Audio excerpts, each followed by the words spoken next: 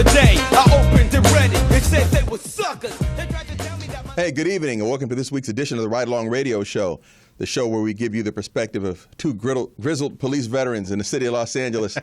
Grizzled. Grizzled. That was easy for me to say. Yeah. As I say it every week. You'd think I'd have the hang of it by now. As we cover the topics of the week, of the day, topics that pertain to public safety, community involvement, et cetera, et cetera. I'm George Holt. I'm Gil Contreras. And together we have decades upon decades of combined law enforcement experience.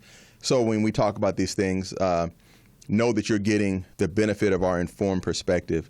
And we think that we like to think we lend that to all these discussions, that we're not just a couple of guys sitting around a barbershop talking crazy. Yeah, and I know you're just recently retired. I have an investigations firm. We do canines. That's what I do, bomb and drug canine. Right.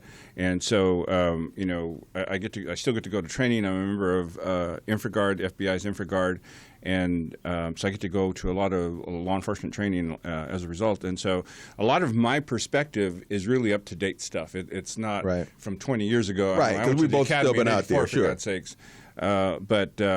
So yeah, the perspective and the information that we're giving you is an informed perspective. It's not just hey, let's do a radio show and just tell people how we feel, and let's not back it up with facts. And let's just talk about any old thing, know. And let's any old thing, any old way. Any old thing, any old way. Exactly. So again, we try to give you the perspective from our bandwidth, and hope you enjoy and appreciate that. And if any time you want to join in the discussion, the number's 323-293-3375. And so we start off talking about our last show. We basically do a follow-up, and the reason we do that is that sometimes, on occasion, we get some social media feedback / pushback / comments, mostly on YouTube, some of them on Facebook. Yeah. This time, we got them everywhere, including Twitter, okay? And there were some comments. And again, the best place to leave these comments, where we'll see them and be most likely to discuss them, is on the YouTube channel that Morris Media Studios has up. So go there, check the video out. You're probably watching the video there anyway. Right. So it's real easy.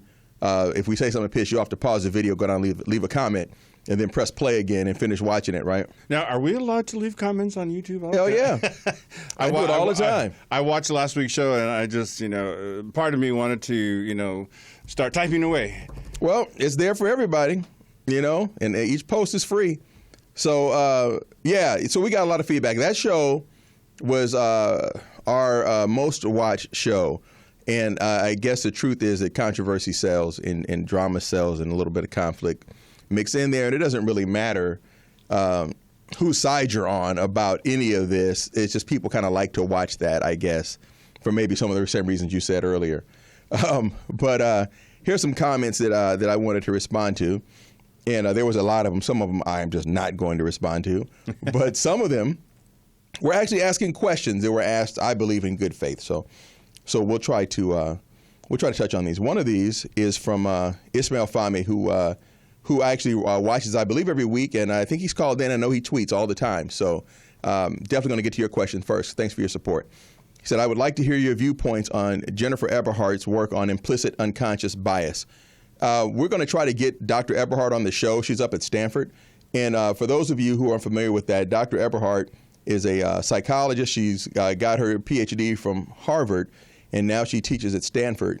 And some years ago, she wrote a study that actually was very, she got a prize for it. I'm trying to remember the name, the MacArthur Prize. And it was basically on subtle bias that people have and how that impacts their perception. And it wasn't just for police officers, it was for citizens too, and how they're likely to perceive things depending on the race of the subject at hand. And so we're going to try to get her on, at least by phone or Skype or whatever. I don't know how often she's in Los Angeles, but I think she'd make a great guest. So I'm not going to dig into that a whole lot, because I'm hoping to get her to dig into it a whole lot. And that would be very enlightening. Another one that was actually a legitimate question. It was about police officers and their and what happens about drug testing. So typically, everybody gets a drug screen when they get hired. Okay, and certain agencies actually have a policy where you get drug tested randomly, as well as any time you have an incident. An incident doesn't necessarily have to be a shooting. There are certain police agencies that if an officer is involved in a traffic accident, they're going to take that officer's blood. And the reason for that is not so much to catch the officer dirty. It is to prove that the officer wasn't dirty or impaired in any way when / if a lawsuit comes up. But, if they find that you're dirty, you're going. There's going to be some consequences and repercussions. Right. And depending on what the substance is that they find in your and sometimes in your it can be prescription meds that you don't have a prescription for, but you took from your husband or your wife and exactly. said, hey, I have this, and so you take something, and next thing you know, you're getting tested, and then it pops up. That happened to somebody I know, so somebody we both know actually, and they're sitting it out right now because they had they tested for a controlled substance that was given by prescription to their spouse. For insomnia, they were having a difficult time sleeping, so the spouse just said, hey, try this. Mm-hmm. And that person took that prescription medication. I don't know how many times. I don't know if it was an isolated incident or whatever. And random drug test came up. That officer pissed hot, and that officer is now serving some time on the bench there. So that serving time, I don't mean in prison. I mean the officer's suspended. So that happens both randomly and et cetera. So another question, and I'll move on, is Cabot Haynes says, I have also heard that when 911 is called and it's reported there is a suspect brandishing a weapon, more than 2 officers are likely to respond. Why didn't they wait? It seems like there was a mistake that should be punished with at least their job, and this would be the Alton Sterling incident. And we kind of covered the tactics of that. I don't know how big Baton Rouge is. We tried to. Yeah. We tried to cover tactics. We got into tactics, and then we had a discussion, a board meeting about other tactics. That not real world tactics. So, but hey, that's cool. To answer this question though, typically in agencies, if you live in a big city, your police officers probably ride in what we call A cars, and that's 2 officers in a car. If you ever saw one Adam 12, the Adam stood for A because there was 2 officers in the car, as opposed to what we would call a Lincoln unit out here, an L unit for a lone officer. Or lonely. Yeah, that one too. Lonely too. Yeah. And so, but a lot of small agencies and a lot of agencies in smaller areas, because of manpower concerns and because they have budgetary concerns, right? They will put 1 officer in a car, and that officer's out there. And if you ever see 2 officers together, it's because one of them's new. Or a reserve. Or reserve, et cetera, right? But they're not out there by themselves because they've not deemed to be ready / qualified or whatever to ride by themselves. So they may have well-dispatched 2 units. Those 2 units just had 1 officer each in them. Right. And, waiting, we always say time is on your side, but the flip side of it is, like we covered with that L.A. sheriff shooting in Linwood when I think Roger was on the show last year, that if you wait and somebody's got a gun and then they go into a business, then you have a whole other situation there, and the guy was in front of a business. That may be why they decided not to wait. I don't know, but it's giving you some informed perspective there that hopefully answers your question. So that's and there's a whole lot of other stuff on here too. And what we'll do is I'll try to go back, and if you can go on there too, and if you see a question, just kind of log in and answer that question. I do want to share it because I also had some feedback. All right. About the show on my social media, and I'm on Facebook, so you can love me or hate me on Facebook. Get at him. Just type in my name, and I'll pop up.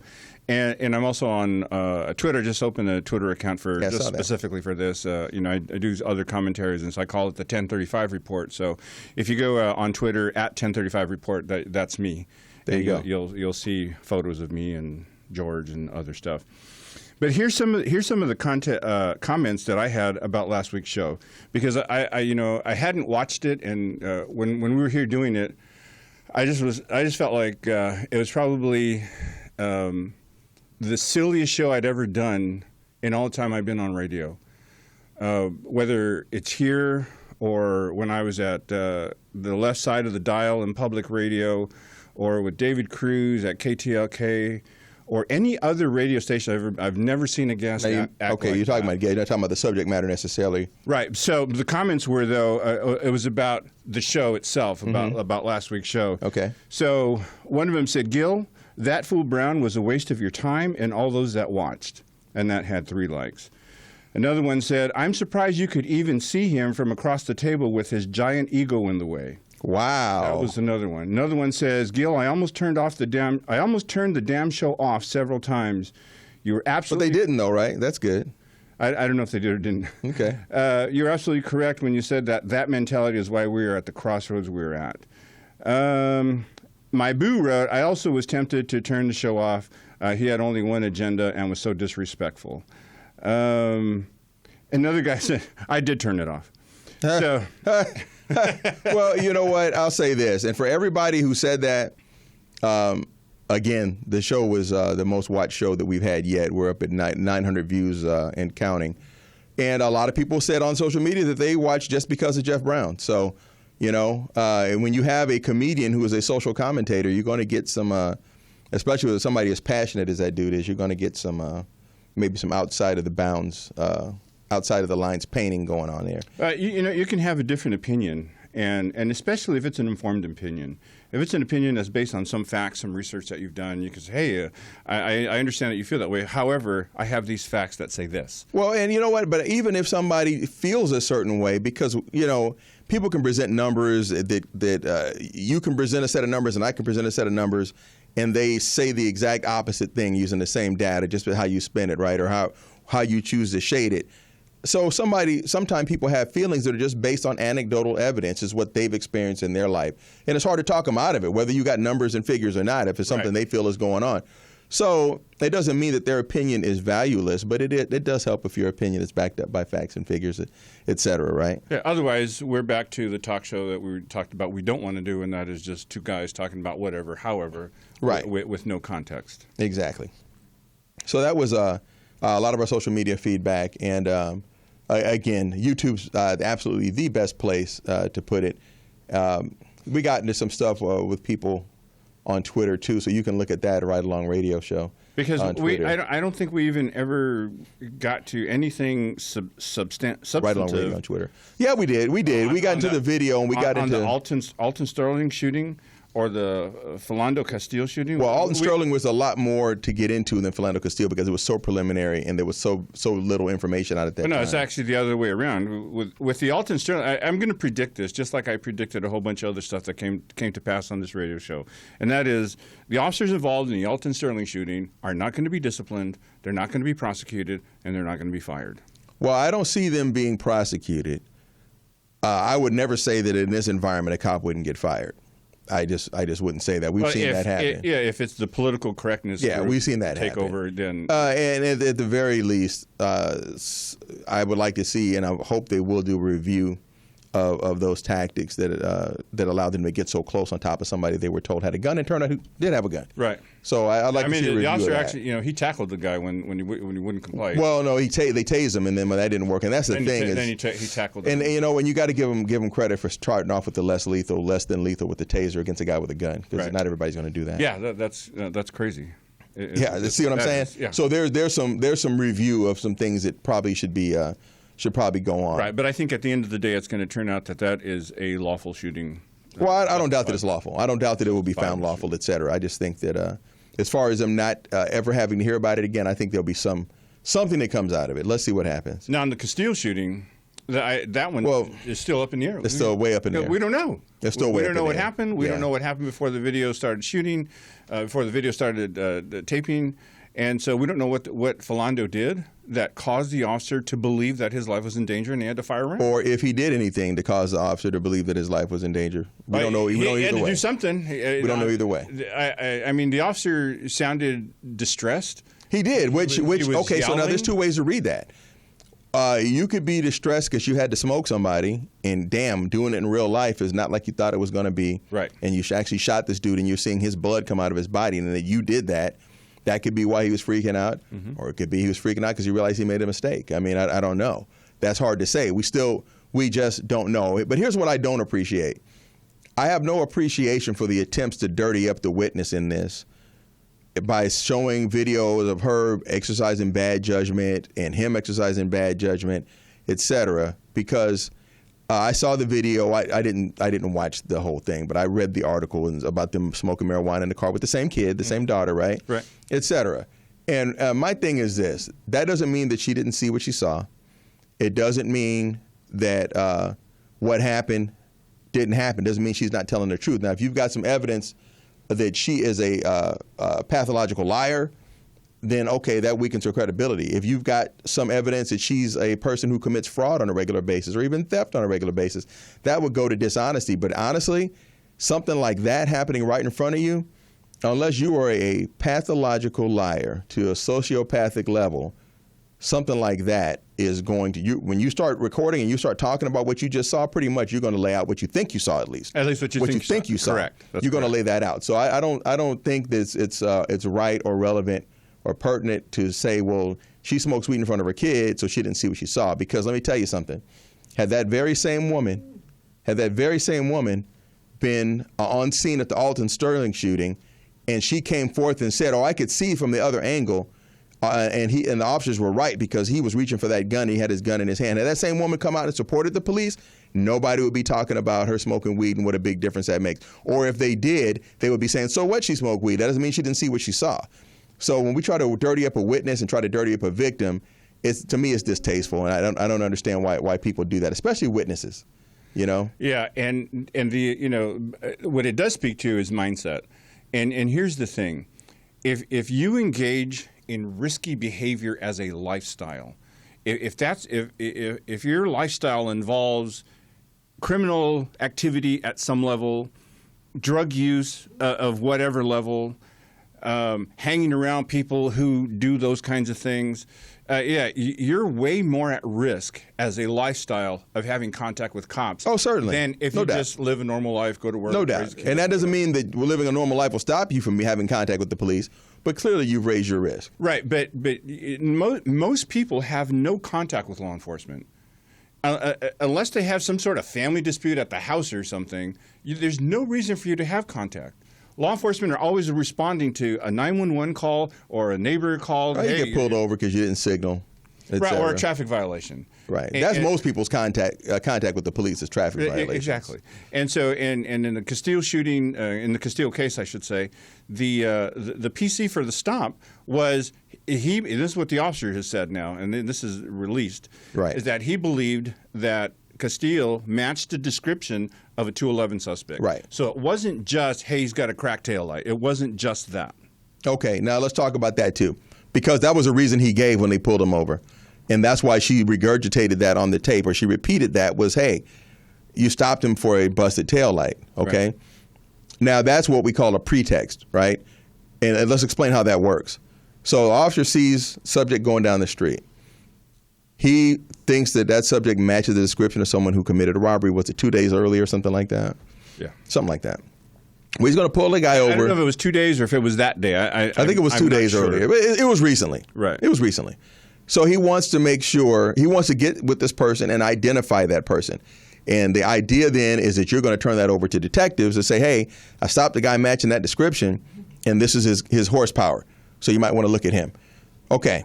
Because when I heard that he was wanted as a robbery suspect, I'm like, that's not how I've ever stopped a robbery suspect. We do a felony car stop. Driver, throw the keys out, put your hands up. You get out, turn around, come and lay down, and we go search the car. We do a real felony style, high profile. Mm-hmm. But if you're doing a pretext stop, because there's 3 classifications of stops that police officers will conduct. A vehicle stop, which is if you really do have a busted taillight.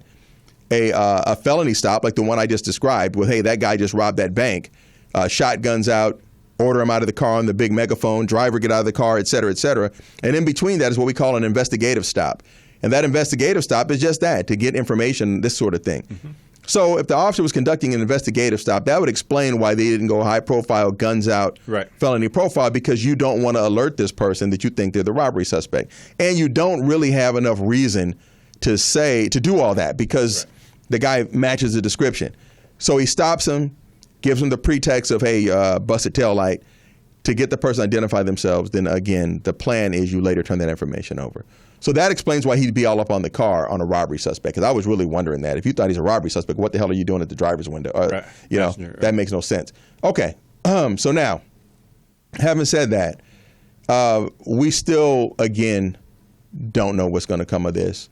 And we will be following it for sure. Right. And I'm sure something is going to come of it one way or another, and we'll see what happens. We'll see how that plays out. So what we do now is we slide into our news of the day segment, and we actually have a couple of pieces. The first one is a video regarding Minneapolis Police Department. And their officers, like many officers in a lot of places, we don't do it here in California very often, but a lot of police agencies allow their officers to work what they call extra duty. Extra duty is not quite on duty, it's not quite off duty, it's right in between. So what that means is the Lynx organization or the WNBA, whoever's responsible for security at the arena where the Lynx play, hires police officers. They go and they pay those officers to come in uniform and stand around the arena and get paid. I think Inglewood PD used to do that when the Lakers were there in Inglewood back in the day. That puts officers in an area where, again, it's called extra duty. Well, these officers apparently took exception to political statements some of the Lynx players had made prior to, and they decided they're going to walk out. So we're going to play the video, and then we'll get into a discussion of that. 4 off-duty Minneapolis police officers that were working security at Minnesota Lynx Game walked off the job Saturday night in protest. The police union says that the officers were upset about Lynx players wearing Black Lives Matter pre-game jerseys and concerned over comments that some Lynx players made in a press conference. And Pat Kessler joins us right now. So this is pretty unusual, right? Yeah, I've never seen anything quite like this. Here's actually what happened. The Lynx played at Target Center Saturday night during a week of racial tension and protest. Off-duty police hired by the Lynx were offended by the players wearing warm-up jerseys that were protesting deaths of 2 black men killed by police in Minnesota and Louisiana. The warm-up jerseys named 2 black men shot last week by police. They also showed a Dallas police badge in honor of 5 slain officers and the words Black Lives Matter. What is happening now is not new. In a pregame press conference, Lynx players said the jerseys were meant to honor and mourn the deaths and to call for change. We have decided it's important to take a stand and raise our voices. Racial profiling is a problem. Senseless violence is a problem. The police union says 4 off-duty cops were offended. They asked team officials to have the players remove the jerseys. The team refused, and the security detail walked off the job. But this is just a T-shirt. Correct, with a T-shirt, but our officers have been frustrated. The head of the Minneapolis Police Federation called the protest anti-police, and he said Lynx players are buying into a false narrative about police misconduct. They're wading into waters that they shouldn't be in to begin with. They're professional athletes. Stick with playing ball. People go there to watch the basketball game. The Minneapolis police chief said she does not condone what happened, saying walking off the job does not conform to the expectations held by the public. And the mayor of Minneapolis went further, Betsy Hodges calling the police union comments jackass remarks.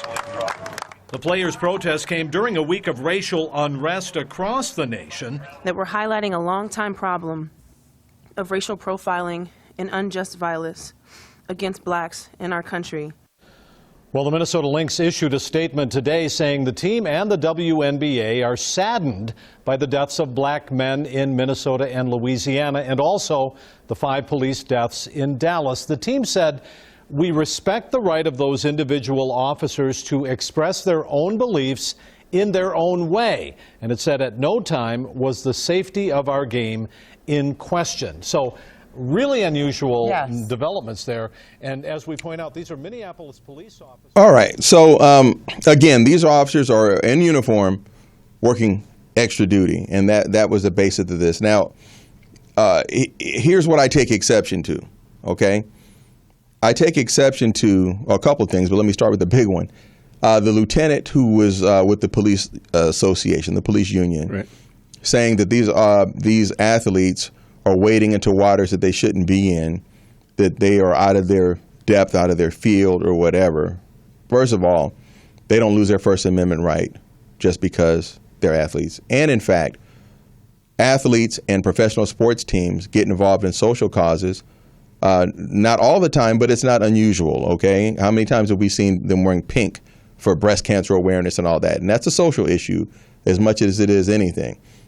I think that if those women, those same exact women, had only had those Dallas PD badges on there and shown support for law enforcement, we wouldn't have heard anybody say they're wading in waters they don't belong in. They should stick to this. They should stay away from social I don't know issues. about that. We might have. put it like this: we might have heard somebody say that. I don't know. We'll never know. I don't know. You know what? I know that guy wouldn't have said that. It wouldn't surprise me if the president said it. It wouldn't surprise me. It wouldn't surprise me if the Black Lives Matter would say something like that. It would not surprise me. If they supported Dallas PD and any officers that have passed away, just like they do with veterans causes, they would say they shouldn't support those officers. Black Lives Matter actually issued a statement mourning the deaths of those officers and decrying violence against police, as did the president. So I don't see either one of those parties saying that wouldn't be cool. But we know that lieutenant wouldn't say that. And he would. So not only would he not say that, he would think it was pretty cool that they were waiting out of their depth then, and he would fully support the fact that the Lynx are pro law enforcement, et cetera. So don't say they don't have a voice just because they're saying something you don't want to hear. Yeah. If they were saying something you wanted to hear, they'd be cool. They'd be great role models. I agree with that. I agree with talking about them wading into waters. As a cop, you just suck it up. Buttercup. If you don't like the T-shirt somebody's wearing, that's too bad. You're getting paid to be there. You have a job to do. You do your job. But there is a false narrative and there is a double standard. And so that's, it just doesn't help when cops react the way activists react when they see things they don't like. Right, because, here's the thing. You are in uniform. You are only there because of that uniform. They don't hire bus drivers to come in there and stand around in police uniforms. They hire police officers to come and wear their police uniforms. Hell, they don't hire bus drivers to come stand around in their bus driver uniforms. You're there because you're a police officer. Act like it. So that means that just because somebody says something you don't like, it doesn't mean that you get to abandon your code of ethics, part of which includes maintaining courageous calm in the face of danger, scorn, and ridicule. Ridicule. You're going to turn around and walk out because you don't like what they said? It's like standing on that line. You're holding the line. That's the line. Hold the line. They get right in your face and they're yelling whatever. That's right. All the craziness. That's danger, scorn, and ridicule. You don't get to start reacting to that. Exactly. If somebody attacks you, that's one thing. But if it's just verbal, you suck it up. They can say what they want. As long as they don't touch you, you're fine. That's right. So I don't have any respect for that there. I think, okay, I've said enough about that because I didn't get that one at all. Yeah, it shouldn't have walked off. No, they really shouldn't have. All right, so there's a police officer in Little Rock. I believe it may actually be North Little Rock, Arkansas, and that officer, Tommy Norman, has been doing a lot of good in that community. And for at least a year, I've been aware of Tommy Norman. I didn't know his name, but you see the pictures on social media of him sitting around in the neighborhood where he patrols, and he's got toys for the kids. He brings them chips and sodas and that kind of thing. And a lot of these kids who don't have a lot of positive adult interaction and probably even less positive police interaction flock to him. And he's a very popular figure. Well, recently, the rapper The Game, who, if you had to classify him, I guess you would say he falls in the category of gangster rap. Him and Snoop Dogg actually went down and met with the mayor of Los Angeles and the police chief regarding a pro-unity sort of a thing. Caught a lot of flack for that. And now he started a GoFundMe page for this officer, Tommy Norman. And as The Game said, I could give him $50,000, but what fun would that be when my son is the one who came up with this idea of, hey, let's get the community behind this guy and let everybody know what he's doing. So he's doing a lot of real positive stuff, and we actually have a video on that, and I want to show you that, and we'll talk about that officer. Time now for the mix, and in light of all the events that took place last week, many people are taking to social media to show appreciation for police in their neighborhoods who have a relationship with their neighborhoods, and that people are out showing their gratitude. So enter Officer Tommy Norman. Tommy is an 18-year veteran in the police force in North Little Rock, Arkansas, and he is now being painted as a picture-perfect example of how to interact with the community that you protect. And he's got videos all over the place, from hanging out with neighborhood kids to collecting food, clothes, toys, donations.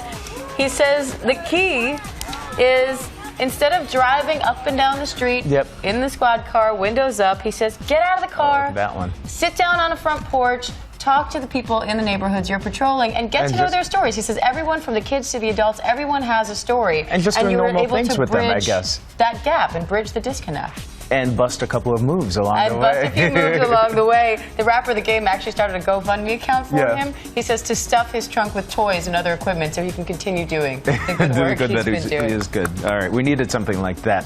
I'll tell you what they didn't need in France was this. So the Tour de France is taking place right now, and they're one of the critical mountains. So that officer, you know, shout out to him. I really started following him on Instagram. He's got like 1 million followers on Instagram now. Yeah. After, I don't know how many he had before. I think he had a couple 100,000 after this thing with the game.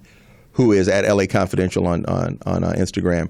Just really, the guy's popularity just went through the roof, and overwhelmingly, surprisingly enough, even though social media, where they let anybody say something, overwhelmingly positive comments. I mean, really, and that dude, I mean, he really is a guy who can make a difference. I think not just in his own community, but replicating that model. I mean, we saw the birth of community-based policing back in the early 90s, and some of it was misguided, but because it was so very new, they didn't really have a good understanding of what that really looks like. And I think some people saw it as a strictly PR thing, where you go out and you be officer-friendly, et cetera.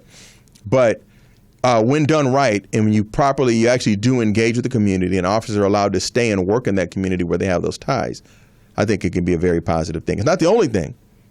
Your whole department can't be officer-friendly. You got to have the crew that comes in when things get out of hand. Yeah, you got to have crash. You got to have crash. You got to have SWAT. You got to have somebody. Crime impact. You got to have SWAT. Yeah. You got to have that. Okay. You got to have the gang unit. But you here's the have thing. narcotics. They said, and Gordon Graham, the famous police trainer, said this: if you look at the back of a dollar bill, there's the American eagle on the back of the dollar bill. And that American eagle, is he swinging the pendulum? He's not swinging the pendulum. But in one hand, that American eagle on the back of that dollar bill, take it out of your wallet and look at it if you don't believe me. In one claw, he's got the olive branch of peace. In the other one, he's got the arrows of war. Mm-hmm. And the idea is, this is diplomacy, this is community-based policing. You extend that olive branch of peace. And if that doesn't work, then you got to keep ready the arrows of war. And that's really supposed to be your contact with people anyway. Everybody's supposed to start out with 100 points, where you start and talk to everybody like they got sense until they prove otherwise. So that really is a good model to follow, and I found that it served me well when I chose to employ it. It actually served me well. Which model exactly are you talking about? When he was dirty dancing with the little girls, or what? Now, was that dirty dancing? Yeah, that's what it looked like to me. I don't think that was dirty dancing. I think it was just contemporary dance. Contemporary dance. And it was something. Looked like he was spanking the booty. Maybe I didn't read it that way. Maybe my mind just don't go there. I don't know. But he was doing something that the kids could relate to, that the people could relate to, and it shows him as a human being. And he's somebody, I guarantee you, if something's going on in that community, somebody's calling him and telling him, this is what's going on. That's what it's all about, for people to ring your phone and not be afraid to contact the police.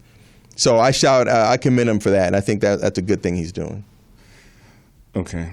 All right.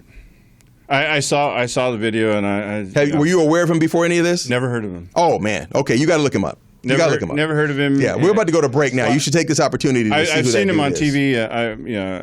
He actually was on another show here on this network, too. I understand it's long ago. He was on CNN last night. But he was on a show here on a Skype, so maybe we can get him at some point. Hey, we're going to take a break, so we'll be back.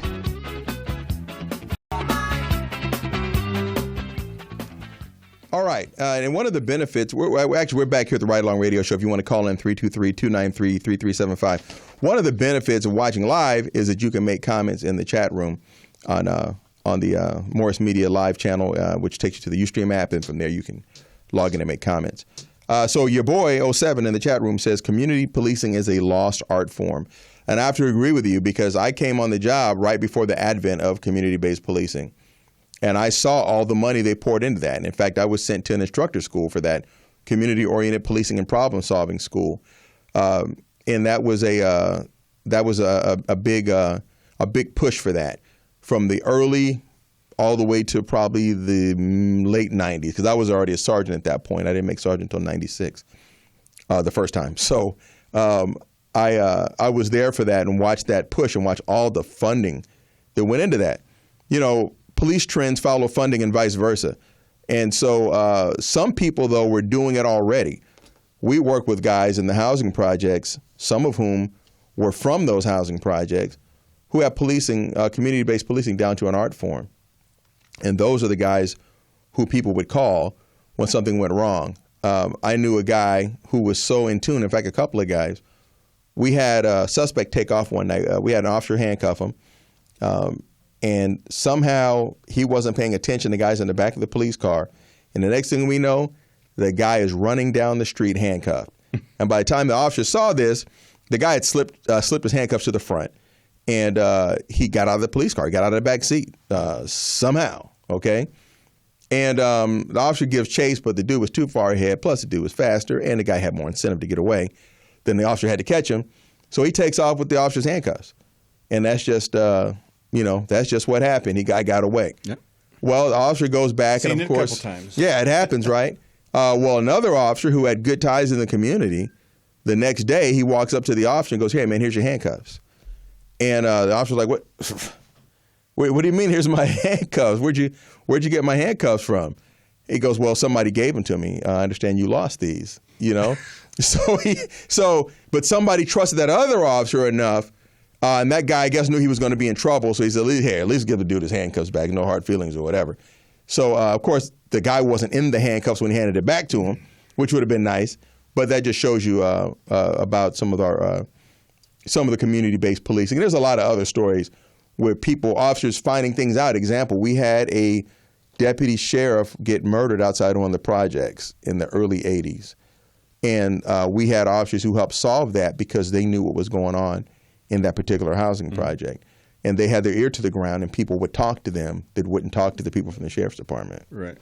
So that's certainly a beneficial thing, and it just comes from interacting with people positively. Yeah, well, I just want to say that I wrote $1 million grant back in the day that allowed us to do a whole bunch of stuff, including buy bicycles and. Yeah, I was a beneficiary of that. I was on that bicycle team. Yeah, that was my grant that we wrote because we started community-based policing back in those days. Yeah, I remember that. And it's more than being officer friendly, and it's more than dirty dancing with little girls in the community.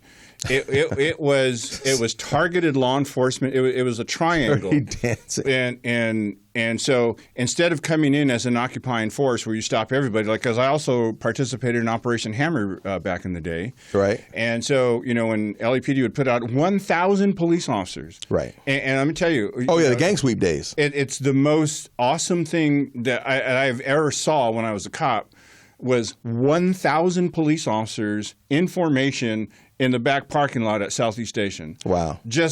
And then once you clear and you hit the streets, there's cars and motorcycles. Oh yeah, the streets are a ghost town after a couple hours. And they fished it out. It was a great show, and we stopped everything that moved. Right. And it was a bunch of warrants and got some guns. But at the end of the day, all it did was, because we would announce it, or LAPD would announce it, this weekend is Operation Hammer. Right. So we pushed our gang problem out to the beaches, to Torrance. Right. So we'll just go hang out over there. They just went outside us, and it turned out, for all the resources we were putting out, we weren't getting much of a return. Well, see, what they should have been announcing was that we have done this, not we're going to do it. Right. And we're doing it this Friday at 7 p.m. Yeah, and that's the thing. And then the reason is because the motivation is oftentimes political. But I just want to say that there was a couple pieces to community policing, and one of them is being officer friendly. That's part of it, learning to talk to people, right, and get information from them.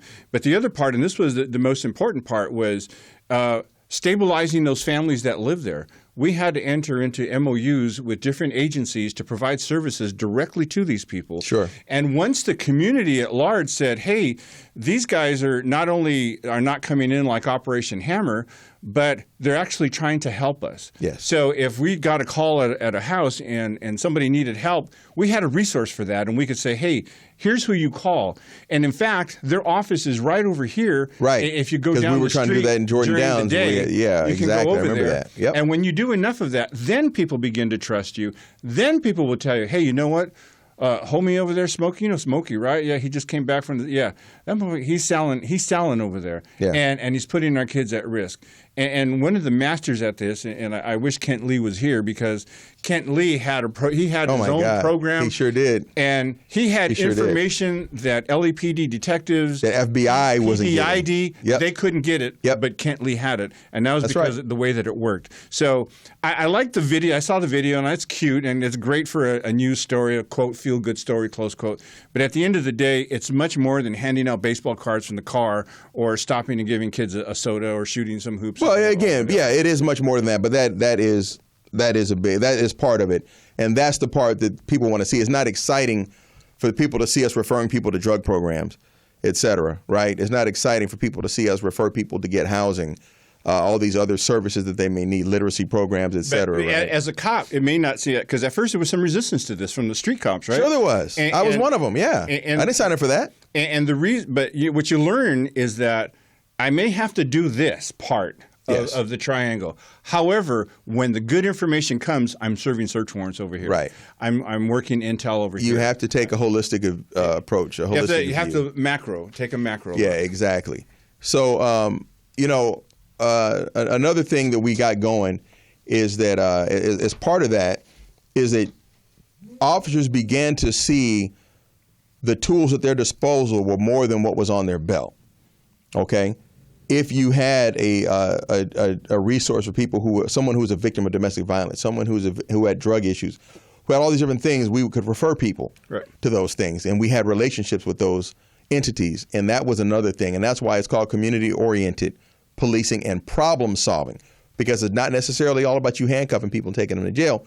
It's helping you solve those problems other ways. Now, sometimes handcuffs are the way you solve that problem. That's right. Sometimes, but not all the time. Right. And I was the first guy to ever host and organize the first HAPD gang member softball game. Oh, is that right? We had, was that up by Ramona? We had we had T-shirts. Gang member drew the shirt for us. And at the day of the game, we had some news coverage and stuff like that. But I was kind of on edge. It's like, oh man, if this doesn't work, like if these guys get on the field and with clash, baseball bats, and there's a problem in front of the news, and then from the bats go to guns, because everybody had guns. They did, we did. Yeah, yeah, exactly. But it worked out. It worked out okay. I think I got a picture from that, actually. Me and Kenny Alexander sitting on the bench in the dugout. I think I got a picture. I'll show it to you. Tell me if it's the same place. And just the last thing I want to say about that is, we were having street sales of PCP in that housing development, and as a result of what I was doing as a gang intervention coordinator for the city, what Kent Lee was doing as the officer, as a result, we could go to the Mexican mafia guy who was running that area and say, hey, we need this to go somewhere else. And because of all the good we had done, even the veteranos said, you know what, you guys are doing good for the community. It'll stop tomorrow. And overnight, street sales and narcotics stopped. Yeah, and until they killed that guy. I know the guy you're talking about. Yeah, but then all we did was push it somewhere else. Right. They weren't stopping making their money. They said, we're going to pull it out of here. Yeah. Yeah. Okay, so our topic today is the Dallas PD attack, and we actually have a guest joining us by phone, and he's been a guest before. And so I'd like to introduce Lieutenant Steve James, who's the president of the Long Beach Police Officers Association, which is the labor union representing police officers in Long Beach, California. Lieutenant, you there? Yeah, I am. Good evening. Good evening, sir. Hey, thanks for agreeing to come on, Lieutenant. Always a pleasure. Appreciate talking with you guys. So, one of the reasons I wanted to reach out to you is last week when we were on the air, the attacks in Dallas had occurred while we were on the air, and news was coming out as we were on the air. And I just wanted to get your thoughts on a couple of things. I want to get to how you view how your department and other Southern California departments what adjustments you're making in terms of what's being viewed as a quote new threat, close quote, to street cops.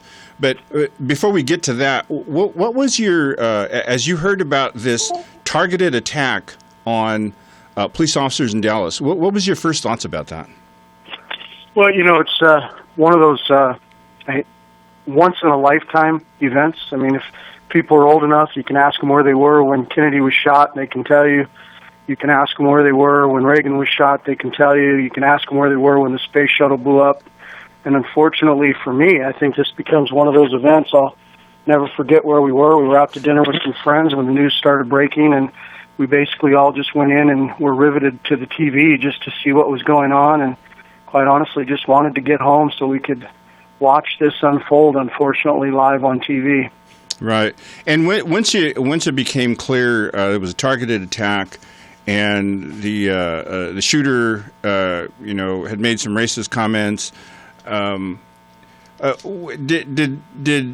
did that strike anything within you? Did you?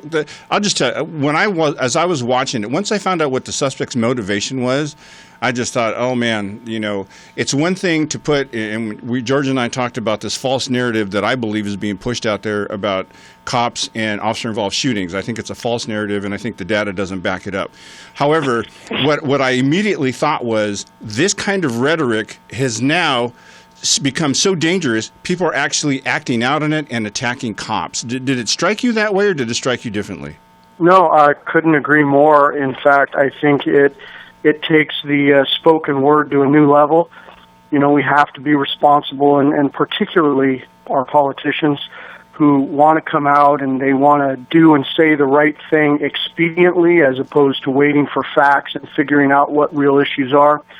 I believe it's the governor of Maryland that came out. I think it was Maryland or Missouri. It was Minnesota. Minnesota, I'm sorry, the governor of Minnesota. Look, I don't know how you can look at it any other way, but clearly his comments have the ability to take somebody who's on the fringe. It's not going to take a law-abiding, perfectly mentally healthy person and drive them to do what occurred. Right. But so many people in our society aren't that. They are on the fringe. They are one bad episode away from doing something like this, and that actually can be the motivator. It can be the catalyst. And I believe the president's comments that day were not real great. They certainly were not as bad as the governor's, but the comments from the governor, I don't know how you look at it any other way. They have to have played a part in that.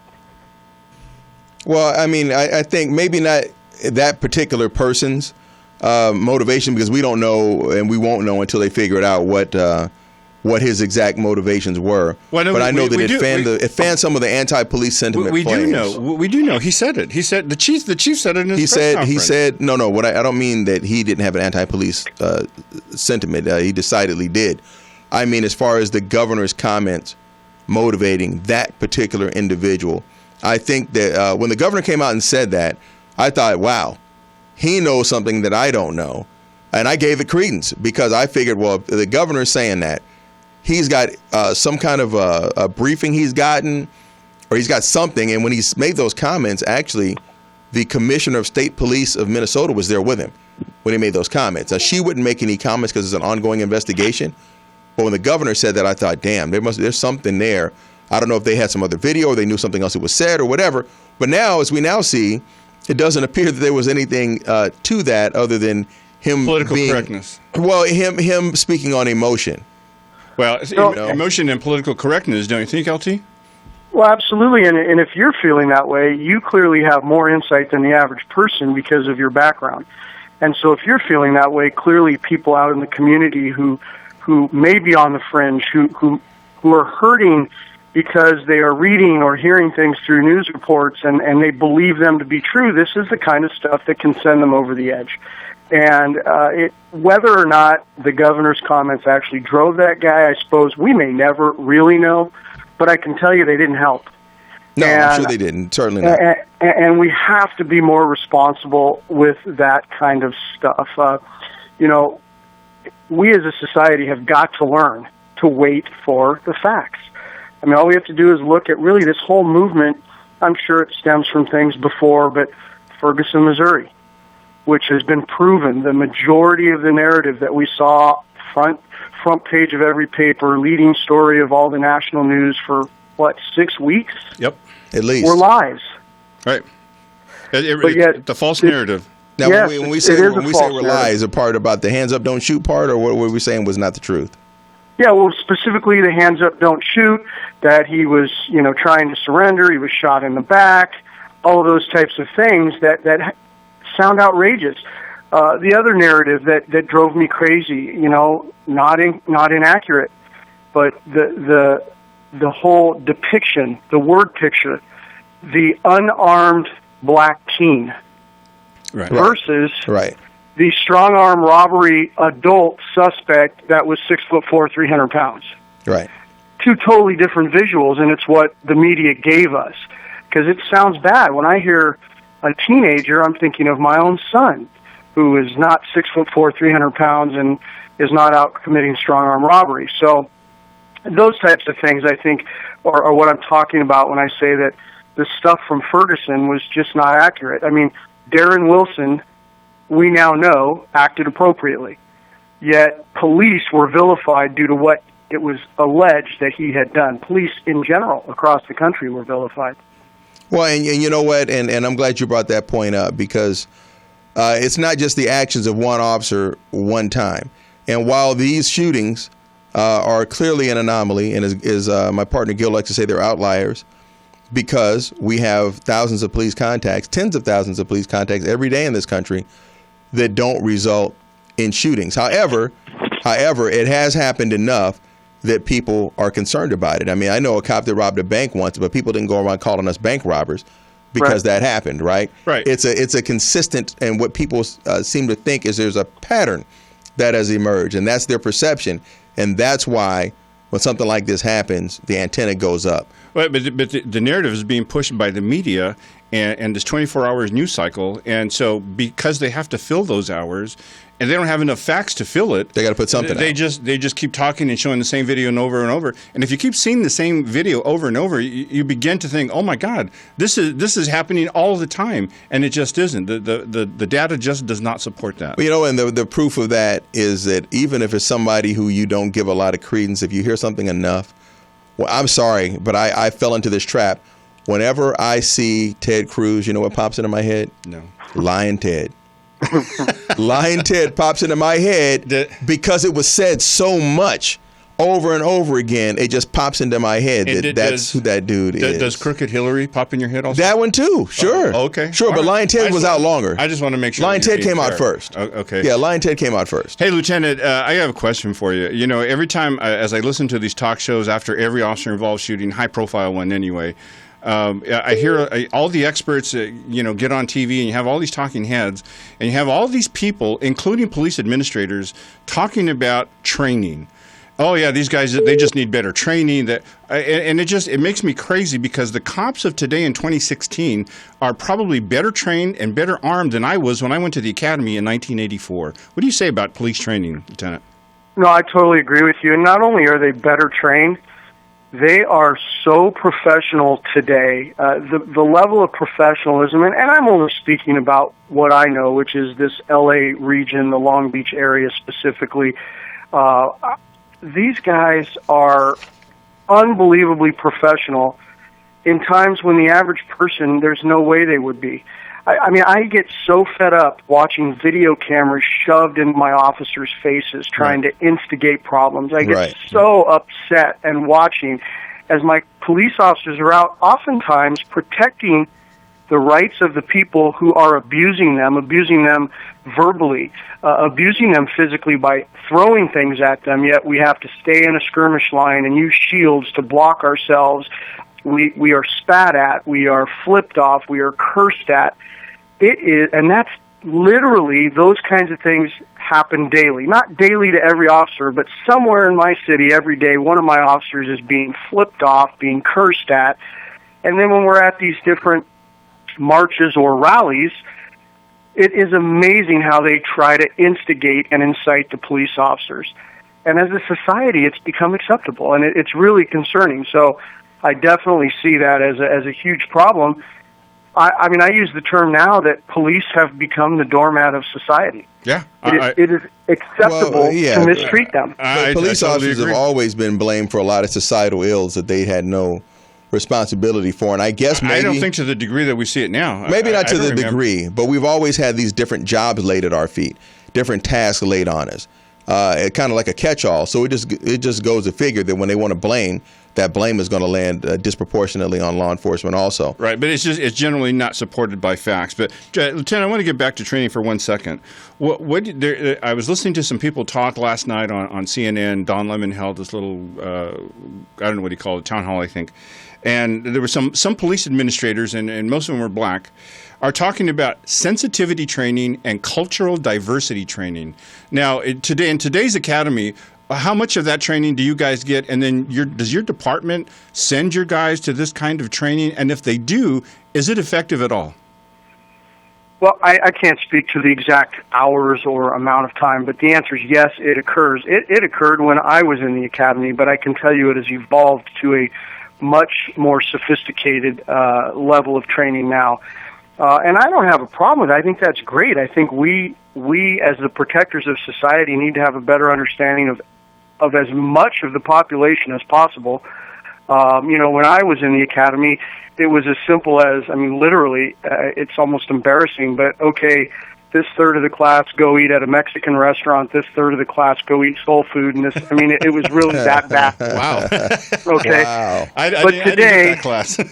yeah, today that's not the case. We have professional instructors teaching about really understanding perceptions, why they're there, some historical data that might lead people to understanding things.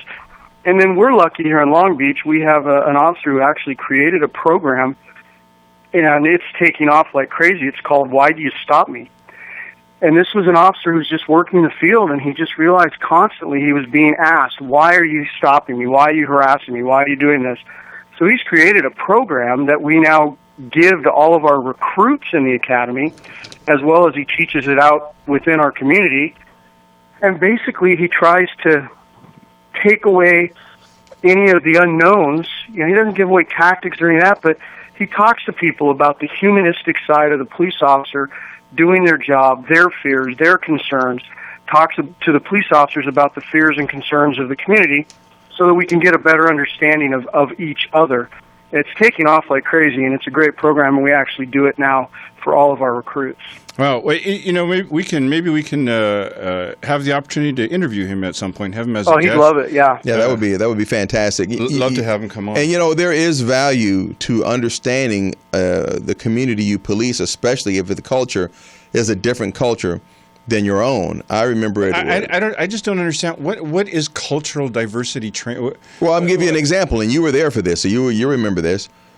We had a huge Southeast Asian population in one of our housing projects, right? Right. And if you did not understand that culture, then you didn't know that if you were going to do a stop on someone from that group, and you put them in the felony kneeling, back when we used to use that a lot, right? And people also from Central America, that when you got ready to put a felony kneeling on them, you may see them start to freak out a little bit, because in the countries where they came from, the police would put you in that position before they executed you, right? Right.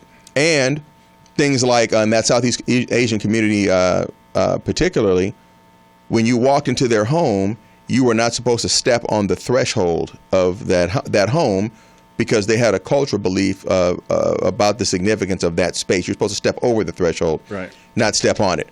Another thing, and I didn't know that. Hell, how would I have known that otherwise, right? Another thing that was big is that you didn't talk to their women. If you showed up to take a report, you didn't start questioning that woman. You needed to talk to her husband, or have the husband there at least while you talk. Otherwise, they take great offense. They'd shut down, and you wouldn't get your job done. Right. So it's important. That cultural diversity stuff is important if you're going to be effective as a police officer. I totally understand it and appreciate that when you're talking about foreign cultures like that. But I don't think that's what the Black Lives Matter and these kinds of people, I don't think that's what they're calling for. And I really don't know what it is they want cops to do. And maybe, LT, maybe you can shed some light on this. What does the, quote, black community, close quote, what do they expect and want from your officers? Yeah, I wish we knew. If we knew the answer, I think we might be able to we might be able to come up with some better solutions. I can tell you that I've seen the signs that say "Stop killing us," so I think that's what they want. Clearly, right? That says that. I mean, they say it all the time. They're not shy about the message. But that's the false narrative. How do we get them off the false narrative? You asked, what do they want? But I asked the lieutenant. But I'm saying, and he said he didn't know. I don't know how anybody doesn't know. That's what it says. It says they said stop killing us, right? I don't think that's really what they want. I mean, I can give you my opinion.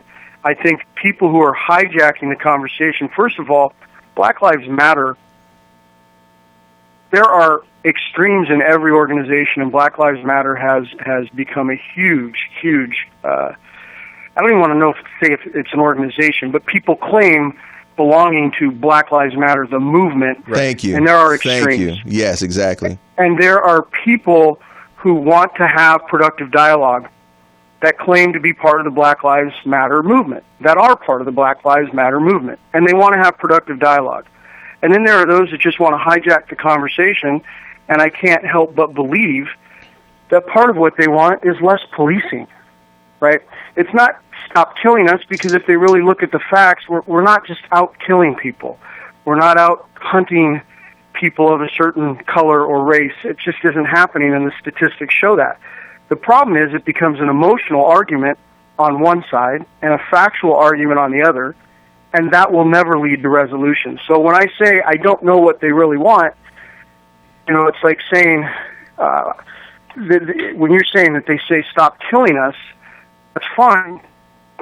We're not, it's not out of, it's all understandable, and one of these shootings is both, you have to look at the individual facts. You can't collectively take numbers and say, we killed this many black people. Well, no. Each one of us has to be looked at individually. Well, yeah, and right. You're right. right. If one is bad, it needs to be addressed. Each one gets inspected on its own merit. Each one gets judged on its own merit. But you still have a collective multitude of incidents that get looked at, and they say, well, here's a cluster here. We talk about statistics. Well, there's such thing as a statistical cluster. And when people look and say there's a statistical cluster here, that in itself is an issue. And it doesn't mean that each one of those situations in there is bad, or even the majority of those situations is bad. But you have to ask yourself, and even if all those shootings are good, right? And by good, we mean within policy, within the law, that they followed all the rules in discharging that firearm for people at home. You still have to ask yourself, is it that these people who got shot didn't get the benefit of the doubt over other people who might have been in the exact same situation doing the exact same thing, and they didn't get shot, or they didn't get pulled over in the first place for the contact to happen? And a lot of people are going on anecdotal evidence, and people say, well, anecdotal evidence isn't necessarily the most scientific way to approach it, but you know what's happened to you and what hasn't happened to you, right? So when everybody is saying, yeah, I got pulled over by the police for no discernible reason, and of course we don't always know why the police stop us. It should say discernible to me. Right, they say discernible to me. But when I myself have been stopped by the police, and once I identified myself, it was kind of laughed off. Oh, hey, Sarge, you know how it is. And the guy walks back to his car.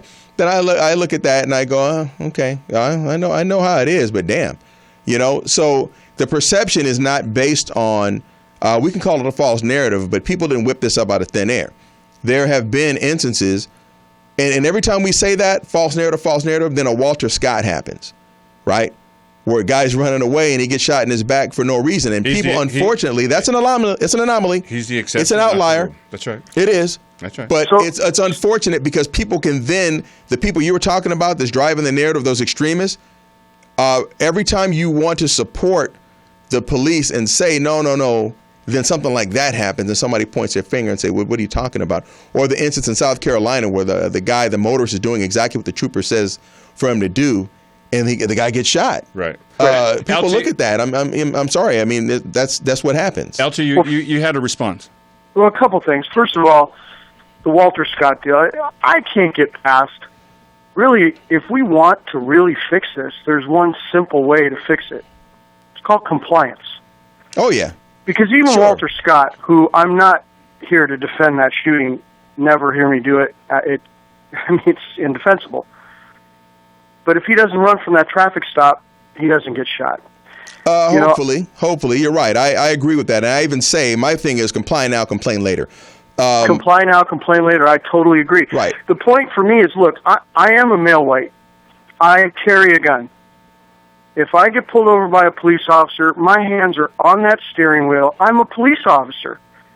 I'm not looking for any special treatment. I am going to make sure that I don't do anything that could cause that guy to want to shoot me. I'm going to tell them I have a gun. I'm going to identify myself. But that's not what we see out in the real world. The vast majority of these people, almost all, are failing to comply. Right. Right. That is the recurring theme. However, but here's my point with that. There's a lot of other people, and there's other groups that also don't always comply. And so here's the thing. I agree with you 100%. Comply now, complain later. Live to complain, okay? Because my point on that is if you are not compliant, then I don't want to hear about anything that happens next, except unless it's a Walter Scott caper, right, where you get down to cold blood. Right. But really, to me, you've lost the moral high ground. You've lost even the moral neutral ground if you're not compliant. Because now I don't want to hear anything you have to say if you were trying to fight with the police.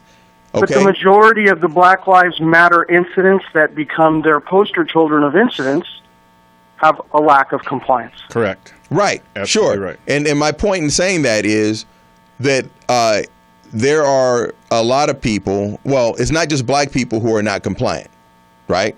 Well, it's not just black people being shot. Okay, so now let's talk about that. That's what we see, though, and maybe this is the narrative you're talking about with the media is focusing on certain things, right? That's right. And we have this Fresno video we're going to show in a little while that shows a non-compliant white suspect, but he wasn't being, well, we'll see the difference in non-compliance in that situation. Right. But before we move on too far, I want to get back to something that the lieutenant said, and LT, you can chime in here. You said something about the Black Lives Matter movement people not wanting law enforcement anymore, and I think you're right. He said some of them. He said the fringe. I think it's more. Please, it's a small segment of them. I'm not trying to categorize all of them that way. Well, I think it's bigger than fringe. Number one, but I think what they want, they no longer want a police department. They want a public safety department that doesn't have peace officer status because they don't want you to be able to do traffic stops. They don't want you to be. Look at Prop 47 for God's sakes. It turned everything into a dang misdemeanor or citation. And Black Lives Matter pushed that. No. I'm saying this. Well, it's a bigger progressive thing, but that's for another show. All I'm saying is that they're using these high-profile incidents with a false narrative being pushed by the media that's causing people to think, man, cops are just out of control, and what they really want is policemen not doing police work anymore. And I'll give you an example. The other night, the Black Lives Matter shut down Manchester and La Cienega over here by the airport. Right, Randy's Donuts. They walked down onto the 405, shut both directions of traffic.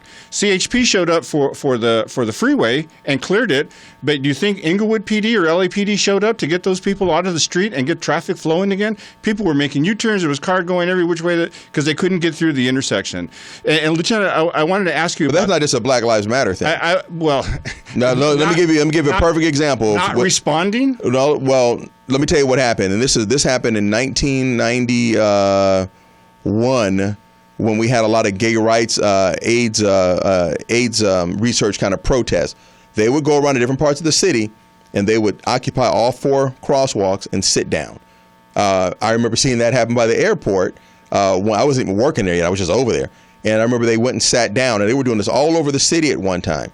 And the police were very, very hands-off about that. Now, maybe because they would sit there for a prescribed amount of time, half hour or something.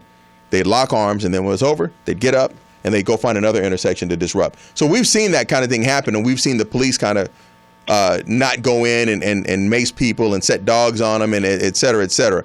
But the thing in Inglewood, they stood back, they held back. And they didn't even respond. They weren't even visible. No, they were there. They were there, but they didn't. No, they didn't go in. Well, I saw the statement from the mayor of Inglewood. The news helicopter was searching for him and couldn't find him. The only thing they could find was the CHP. Well, maybe they came later or something. But the mayor of Inglewood, who's my former boss over at LAX, James Butts, who was also the chief of Santa Monica PD. Before that, he was assistant chief of Inglewood PD. His statement was that they took a measured approach and they didn't want to take an approach that was going to incite anybody. We talked about this the other day, that you don't show up with bats and hats to a peaceful situation if you think it's going to ignite the situation, right? Right. But I want to ask the Lieutenant. Lieutenant, has Long Beach PD taken this hands-off approach to intersection shutdowns or protests that interfere with traffic or business? I got to tell you, we've been pretty lucky. We haven't had a lot of that here. Certainly not related to the Black Lives Matter movement. We basically had our first real protest just this last Tuesday where they marched on our council meeting, which became an absolute circus, a totally disrespectful presentation of thoughts and ideas, but we have at times, we've had other things in the past where maybe it was high school kids walking out on school, and certainly we're going to do everything we can to avoid going to a use of force. You can argue the merits of this philosophy, but we don't want to be using force on our teenagers because they've walked out of school and they're protesting this, that, or the other thing. They've protested some of our shootings prior to a Black Lives Matter movement. And yeah, so we have taken, I think, however you want to call it, hands-off, a measured approach, whatever the terminology is, I think we have. And,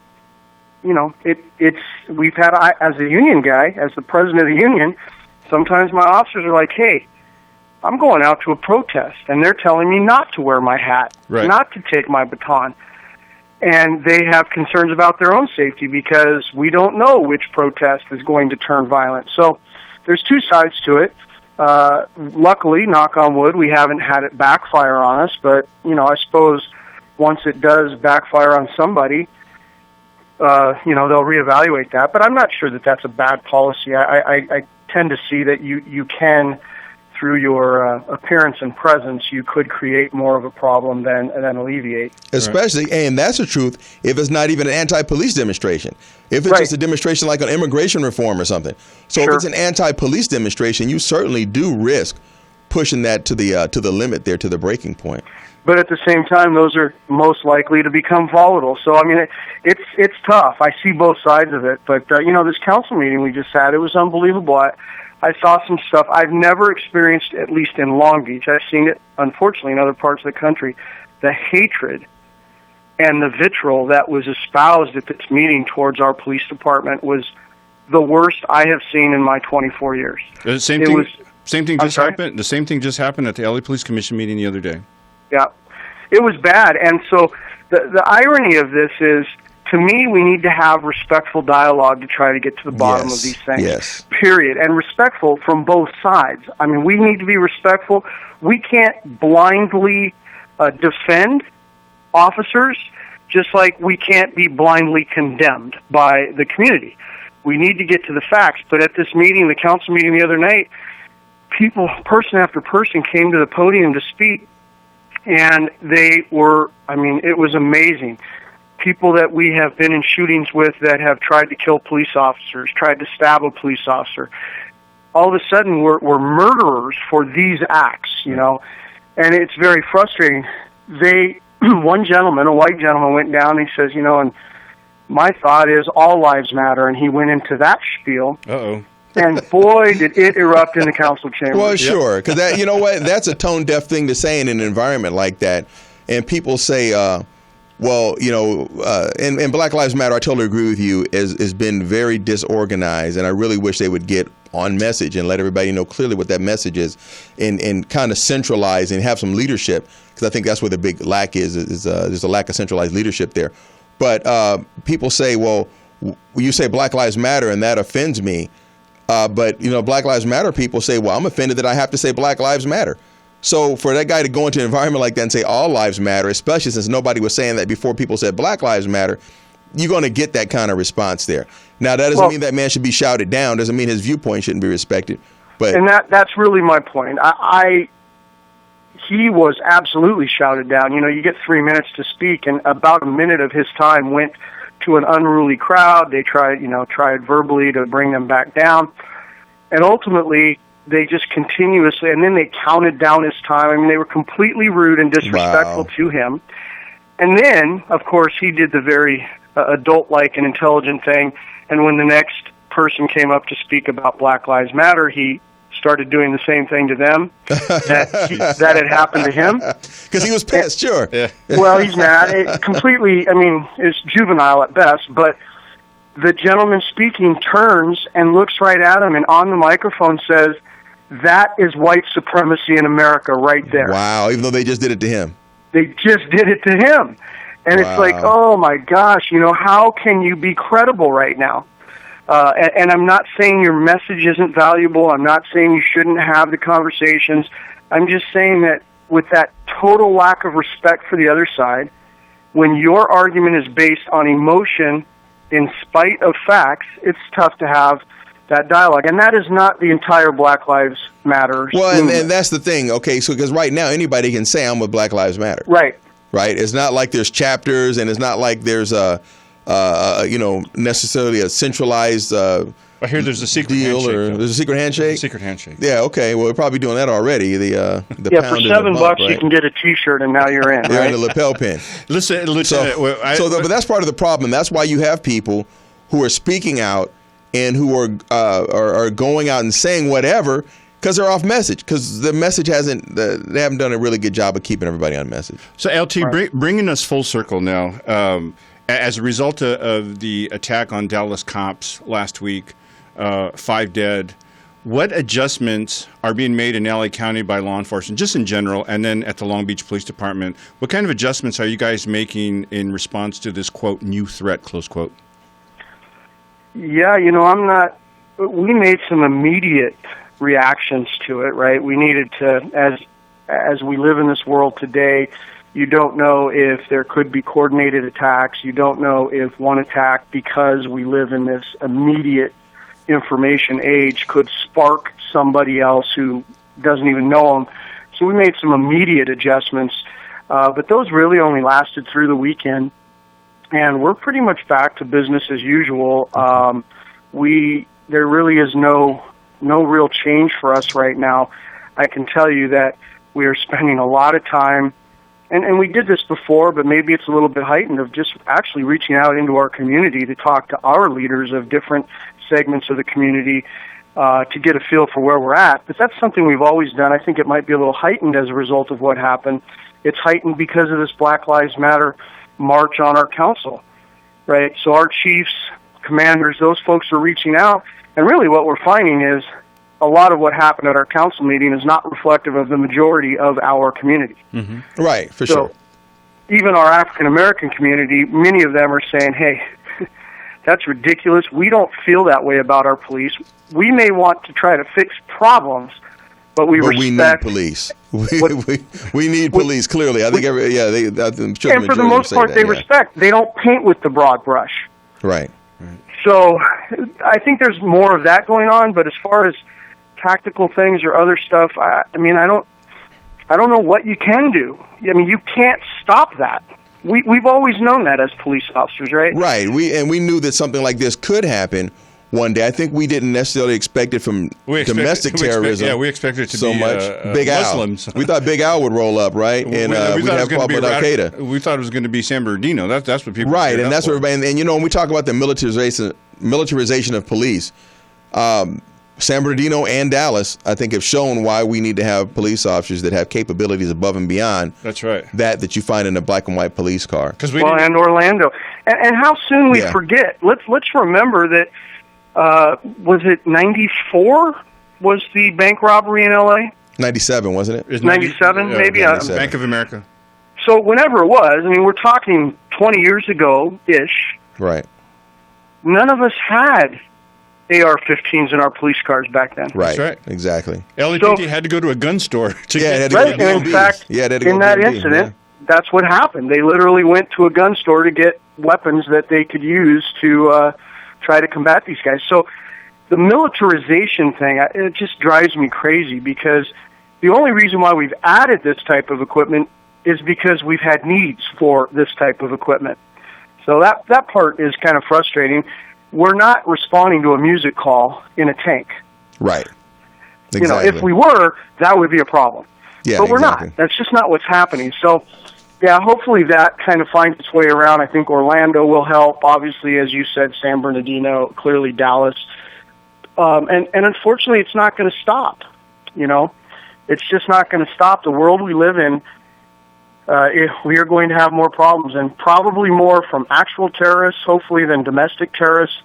But we'll have to see how that all plays out. Well, now what we're going to do is, talking about new tactics, we're going to show a clip on the way they used to stop that that terrorist in Dallas, and that's what he was. I mean, he fit every description I've ever seen of a terrorist or someone committing terrorist acts.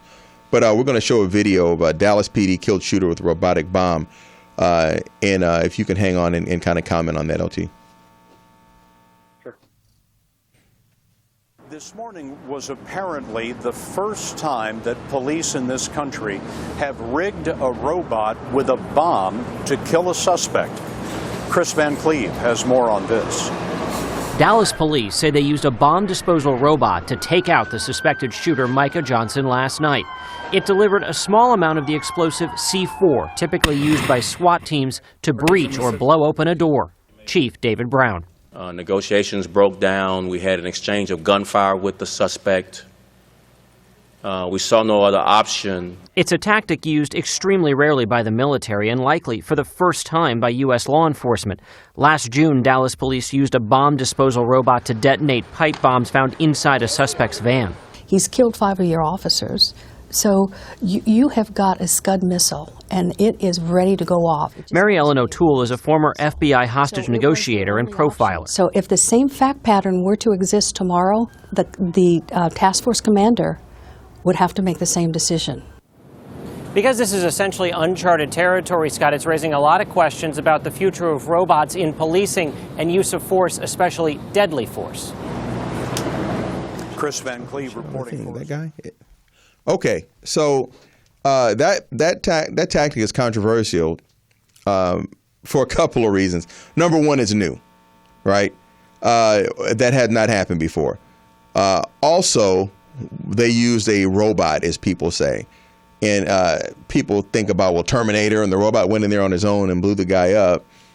But, I mean, to my mind, to my tactical mind, to my knowledge of explosives, to everything that goes along with what shaped my thinking, I think it was unconventional, but I don't have any problem with what they did in terms of thinking outside the box. In fact, I think that was pretty great thinking under stress, that they put that plan together in like 10 or 15 minutes and decided to deploy that resource in a way it had never been deployed before.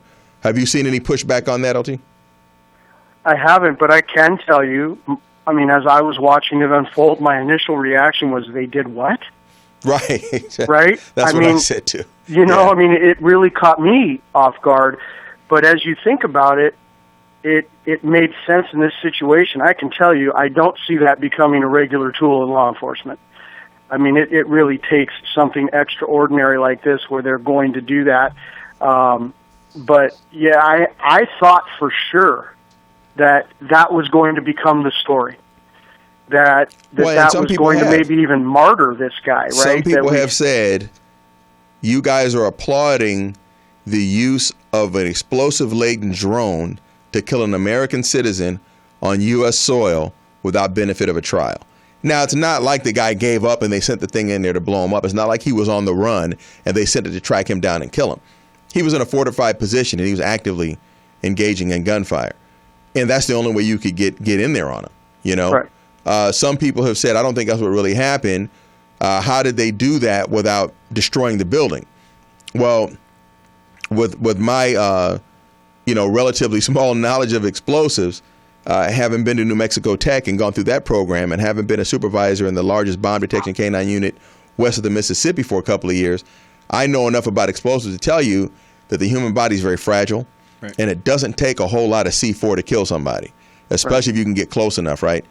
And you know, we set off explosives at bomb school that wouldn't even seem to harm the ground or the concrete, but the things around it were destroyed. The witness panels we set up were obliterated, you know? So for people to say, well, I don't see how that could have happened, it could happen. It doesn't take a lot of explosives to kill somebody. No, and I think, I'm not an expert on it. You probably know far more than I do. The environment that he was in, I think, added to that. Certainly did. He wasn't in a wide open area. That right. concussion was going to stay focused in that area, and so I think that's part of it. But, and that's what kills you, the concussion, the shrapnel, and the thermal effects of explosive are what kill you. In a concrete parking structure, my God, you know, that's right. Like a perfect little an echo chamber in there for that explosion to wreak havoc on the human body. Right. Yeah, I mean, personally, I had no problem with it, but I will tell you, I mean, as I already said, my initial reaction was, whoa, they did what? And I thought for sure that there would be large-scale pushback. I know there have been some out there that have made those comments, but even, I don't care if you're watching CNN or Fox, you're not hearing that as the storyline, which quite honestly, I was afraid was going to become the storyline. I will tell you, though, again, it just is not going to become a mainstay. Right, it won't be the norm. But, No. every year they break down the classifications of officers who've had to use deadly force. And they even break down the category. Was it by a firearm? Did the officer use a baton? I remember seeing one year an officer use an axe to kill somebody. Apparently it was in like a rural area, and the officer's fighting for his life with the guy, and the guy gets his gun out of his holster, and what was there? It was an axe. Right. And the officer used an axe to kill the guy, and it was completely justified. Even though it was unconventional, completely justified. So I don't think, and that was truly a one-off, because I've never seen that again since then. And I don't think we'll be seeing that. Let's be honest also, bomb robots are expensive. And, people aren't really going to be looking to do that. But I think that it certainly met all the criteria I've ever heard of for use of deadly force. Somebody on my social media made a comment about, how can they resort to bombs? They should take some anti-terror training from some of these European. Oh, didn't you see that? Yeah. I responded to that, didn't I? Yeah, and Dallas PD has one of the most high-speed SWAT teams in the country. Yes. And most large departments, and I really, commend the SWAT commander on this deal, because that's outside of the box thinking. Hell yeah, it is. And they presented that's unconventional. They presented it to the chief, and God love him, he bought it, and they executed, and it worked perfectly. Yeah, I mean that's the kind of thing, and people say that, well, they should go. I saw that comment about going to Europe. First of all, Europe hasn't been at war like we've been at war for quite some time, right? And our law enforcement officers, I don't know if you remember, did you go down to Camp Pendleton? We used to go down to Camp Pendleton sometime, right? I think you were there. Right. And we would train with Force Recon. And the reason is we were the ones doing the entries. We were doing the entries all the time. We were the ones getting the shooting. If you look at that Force Recon squad we trained with, and you looked at our crime impact team and added up who'd been in a gunfight, the cops were heavily outnumbering the Marines at that point. Yeah. Because the Marine Corps didn't have anything going on at that point, Right. but we did. Right. So now it's changed. But there's always been this exchange of law enforcement and military ideas and special operations training. That's not a new thing. Right. And your SWAT team, Lieutenant, they're a pretty high-speed group as well. Oh, yeah. I'd put them right up there. I mean, we're not maybe as big as LAPD or LA Sheriffs, but we also, we're in the region. They train together. They share stuff. And I would say those three SWAT teams are probably three of the best in the nation. Absolutely. Yeah, no doubt, no doubt. Hey, Lieutenant, I want to thank you for joining us. And as always, it's been a pleasure and very enlightening to hear your perspective on this. And well, gentlemen, I always appreciate chatting with you guys, so anytime. Yes, sir, and hopefully Thanks, we can get you to come back and join us. And that was Lieutenant Steve James, President of the Long Beach Police Officers Association here in Southern California. We always we do a closing segment sometime when we have time. That's usually a pro tip of the week. My pro tip of the week is the same thing I said last time. Comply now, complain later. Listen, and I'll wrap this really quick because I know we're about to wrap. If you were not wrong before, once you start resisting, you're wrong now. Right. There have been situations where officers had to explain themselves later, even though they took a person into custody and the person went along with the program, they were cool. But I've also seen officers get themselves out of trouble because maybe they went a little too far, but then the person started fighting. Maybe you didn't really have all the best justification in the world to stop that person, but once you start fighting with the police, now you have a charge on you that you probably wouldn't have had before. You do yourselves no favor you do yourself no favors by fighting with the police. That's just not something you can win. It's not set up for you to be able to win. And what do you think is going to happen? Do you think if you start struggling with the police, we're just going to say, screw it? All right. Yeah, that's what they want. That's not going to happen. They want you to go home. All that's going to happen is you're going to have more police come. That's all that's going to happen. That's all it just makes no sense at all. And they're going to bring the doggies? They're going to bring the dogs. They're going to bring the other cops with the arrows of war. It just doesn't make any sense. So I'm going to leave you with that. Go ahead. I just want to apologize. I invited another guest on, and I just told them we're going to have him on in a couple of weeks when we're back here. Ozzie Cruz from the National Compadres Network. He had agreed to come on to talk about community violence and disenfranchised youth that he works with, and their kind of unique approach to helping reduce violence in the community. So in a couple weeks when we come back, I understand we're not here. Right, we're not here the 21st. We'll be dark. We'll be back on the 28th. Of July. So we'll Ozzie, we're going to have you back, brother. Yeah, man, for sure. And I'm sorry we didn't get to you. We just kind of we get going. Got here. lost in cop talk. We get going here, and we kind of run out of time sometimes, right? So listen, you can like us on Facebook. You can follow us on Twitter at Right Along Radio. We're on Instagram, Right Along Radio Show. You can send an email to Right Along Radio Show, which hardly anybody ever takes us up on. Right. I don't know what but if you have something you want to talk about, if you have a topic you'd like us to cover, the best thing to do is send us an email, rightalongradioshow@gmail.com. If you have a specific comment towards Gil. That's right. Go ahead. Gil, you can reach me on Twitter at 1035report, or you can just go to Facebook. My Facebook page is there. It's open to the public. So feel free to come on in and make your comments. Be ready, though. Be ready for the clap back because it's coming. So, and again, YouTube is probably the best thing because you're going to watch the video anyway. You're already on there. Just leave a comment. So we will see you guys in 2 weeks on the 28th. I'm George Holt. I'm Gil Contreras. And this has been Right Along Radio.